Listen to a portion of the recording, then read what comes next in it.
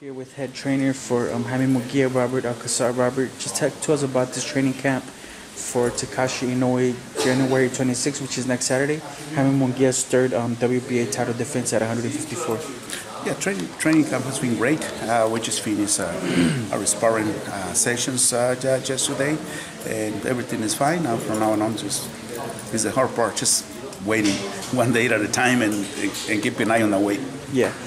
Talk to us about the progress, having him being under you now, the progress. What are those changes? What are you seeing from him? I am very happy with his progress. He's been doing better in every area. His technique, his defense, his attack. I am very happy with his progress so far. Hopefully we can have the opportunity to see that night his progress. Yeah, this opponent is ranked number 3, if I'm not mistaken, in the WBO category. He's Japanese. He's a dangerous fighter. But what do you want to see from Jaime in this fight to assure the people that Jaime Munguia is the real deal? How should he go about this opponent? What do you want to see? We already know the type of fighter Jaime Munguia is. He's a puncher and he's going to knock you out. But what I like to see him just box a little bit more and use his jab and use his head movement and his defense a little by little. That's what I like to see about when the bell sound. It's basically you knock my head up, I knock yours, and then that's when the open competition begins. So, but hopefully he can show us progress in all these areas. Yeah. Do you want him to knock out a fighter like Takashi Inoue? Oh, of course. Yes, of course. I think he's going to stop this guy anytime in the first half of the fight. Yeah. Do you feel that he's starting to understand that he can be a smarter fighter, aside from his power and knockout punching power, that he can be a smarter fighter? Is he starting to realize that more? Oh, yes, absolutely. Especially on his last fight, he tried the first round so hard. So when he came back to the corner, I thought, what's the hurry? You got 12 rounds to go. Yeah. But, just relax and just keep working. And then he have not forget that. Yeah. Not looking past this title defense on January 26th, but obviously the big picture here is a mega showdown with Canelo in the future. He just signed a new deal with DAZN, Sanford Golden Promotions. Have you guys ever discussed that fight? Just looking from the outside in of how Canelo's progressing in the future and what you guys are going to be facing when you guys eventually step into the ring with Saul Canelo Alvarez? Not yet. Of course, it's part of the talks about when you joke and around people, but right now it's no time. Canelo got his place and Munguia got his place, but when the time comes, of course everything is possible. If everything goes fine for Canelo and everything goes fine for Munguia, of course that's we want the big fights, we want the big names, because Jaime wants to be the best champion, and in order for him to accomplish that, he needs to fight the best. And we, in that process, that's what we do every day, one day at a time, try to get ourselves ready for when that time comes, if comes. With the Canelo fight, how long before you guys would make a move to 160 to start preparing for such a fight? We're taking one fight at a time. All depends. If he reach the point where start getting real hard to make the weight, and then we're just moving up on weight. That's no problem. He got a frame to go weight up to whatever way he decides to go. Mm-hmm. But yes, we're taking one fight at a time, and we decide that when the time comes. The 154 division is stacked as well. You got one of the Charlo's brothers there. Did you get a chance to see that Charlo's performance? He came up on the losing end, but what did you make of his performance? And that's a guy that some people would like to see him in there with Munguia before he gets to Canelo. I don't get the opportunity to watch those fights not that long ago. All I heard from people, there's a lot of controversy with one of the brothers. Mm-hmm. But like I say, in how long? Only the time is going to tell. We're taking one fight at a time. We already know the way he looks on his past 3 fights. So let's see how he looks up to this fight. And one fight at a time. Because I am sure that the time is going to come.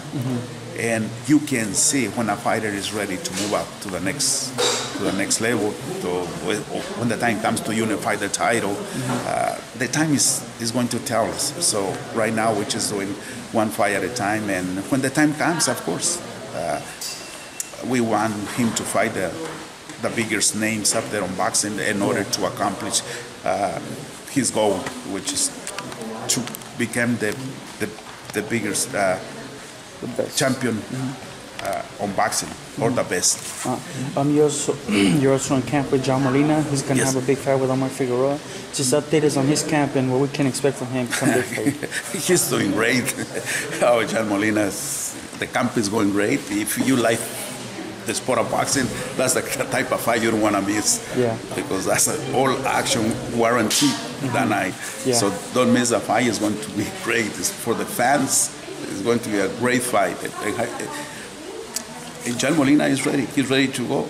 He had to fight tomorrow. He's ready. He is ready to go, and that's a fight he wants it for a long time. Finally, he got a fight, and now he is enjoying his camp, and he's very happy. And he thinks that the way he feels, he is going to knock Figueroa out. That's all what he talk about it, and that's all the way he's training every day, just to knock him out. He's not going there to box or to. No. He's going to knock him out. Yeah, I gotta ask you about Omar Figueroa. I know you're not his trainer, you're not in his training camp, but he did not show up to the press conference. I don't think he was even at his brother's fight this past Sunday. Do you make anything out of that? Because he has pulled out of fights late. Does that cross your guys' mind that he could possibly maybe not show up or make weight, or? No, who knows what kind of, if he got issues, problems, or whatever, But we don't care about that, We don't. He can do with his life whatever he wants. He can conduct himself the way he wants. That's fine with us. All what we care is the night of the fight. As long as he shows up. We're going to take care of business. Hopefully he show up, and hopefully he show up on weight first and condition second to go toe-to-toe with John Molina Jr. Yeah, and I just want to get a quick prediction from you. This Saturday there's a big fight, Manny Pacquiao versus Adrian Bronner. Can you give me a quick breakdown on that fight? How's it going to play out? Well, up to Adrian Bronner, what he decides to do. All the responsibility that's on his back. If he decides to fight Pacquiao, and then ourselves and the fans, we're going to have the opportunity to see a great fight. But if Bronner is going to try to survive those rounds and going backwards and try to counter, and then we can go to see. Can he do that? Can he do that for 12 rounds? Has he done that with the fighter to be able to do that with Manny Pacquiao? I believe at one point he is going to stop and fight and confront Pacquiao, and when that get to happens, and then I believe we all going to have the opportunity to see the best of the fight, and then I believe Pacquiao is going to win this fight.